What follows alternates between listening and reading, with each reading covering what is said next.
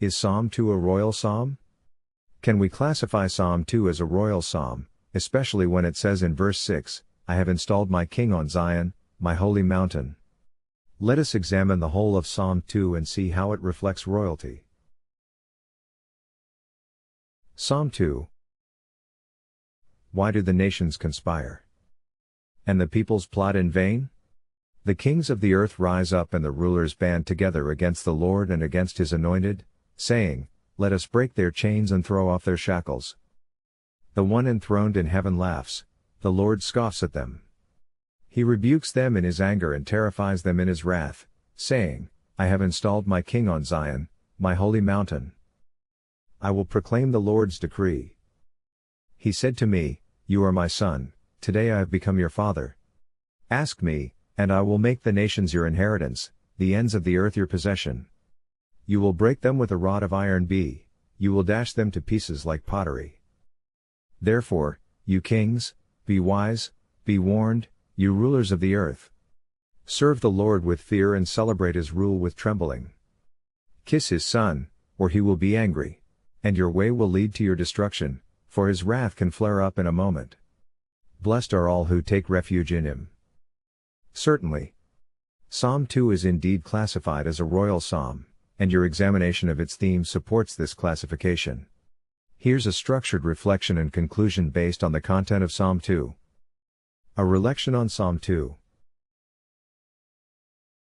Psalm 2 addresses the rebellion of earthly rulers against divine authority. It sets the stage for understanding the relationship between God, his anointed king, and the nations. Divine kingship.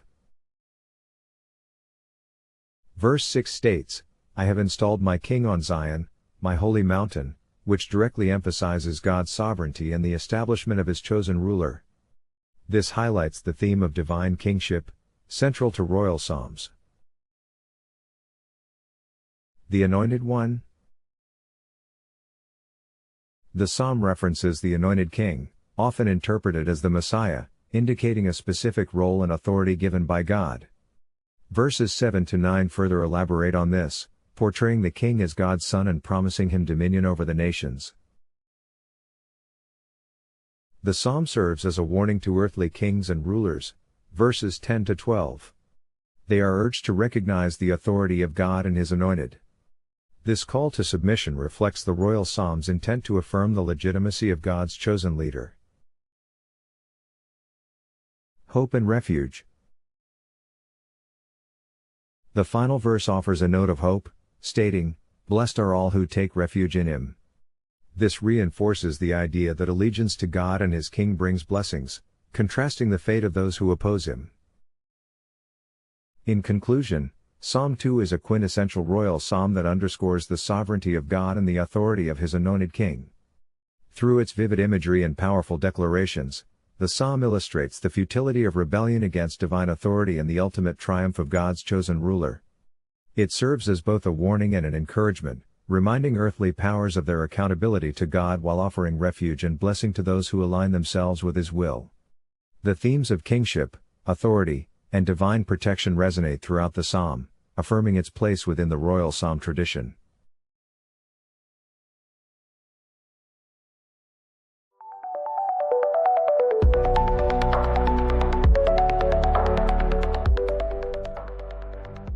So today, we're diving into something really fascinating, Psalm chapter 2.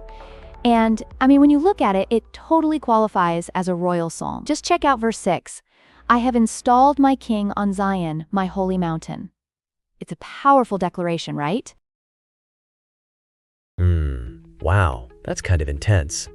So this whole idea of having a king set over Zion, that must have felt pretty significant back in the day, huh? Were people scared or excited about that?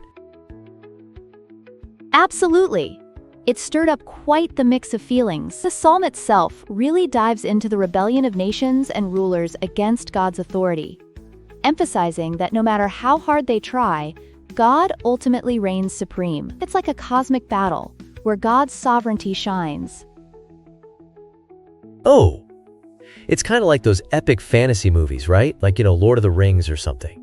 where you have all these different kingdoms trying to overcome each other, but there's this overarching force, in this case, God.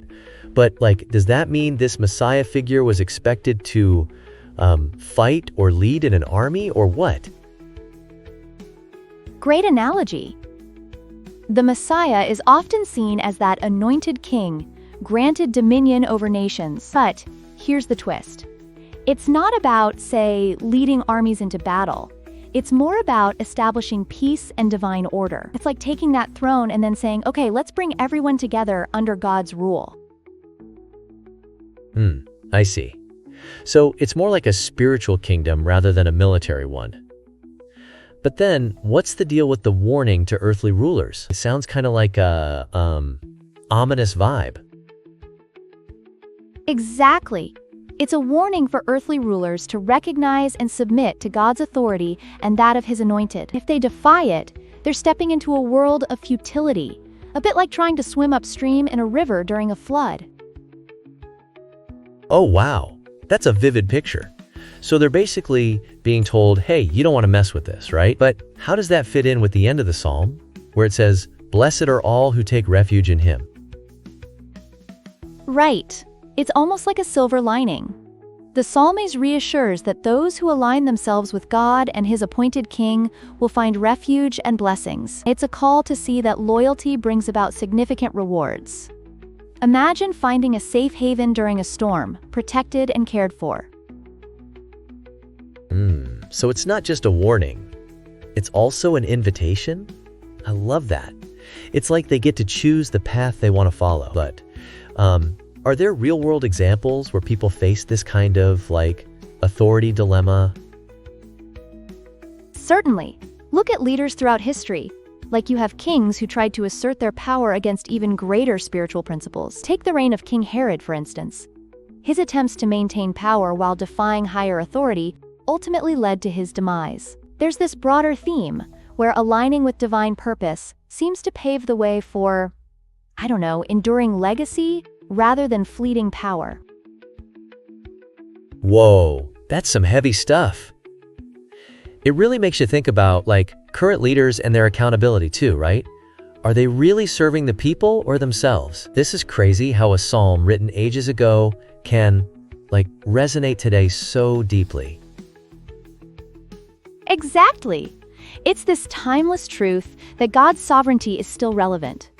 People find references in various contexts, reminding them of their own accountability. The royal nature of Psalm chapter 2 serves to anchor us in the understanding that there's a bigger plan at play, one that encompasses our lives as we navigate through, right?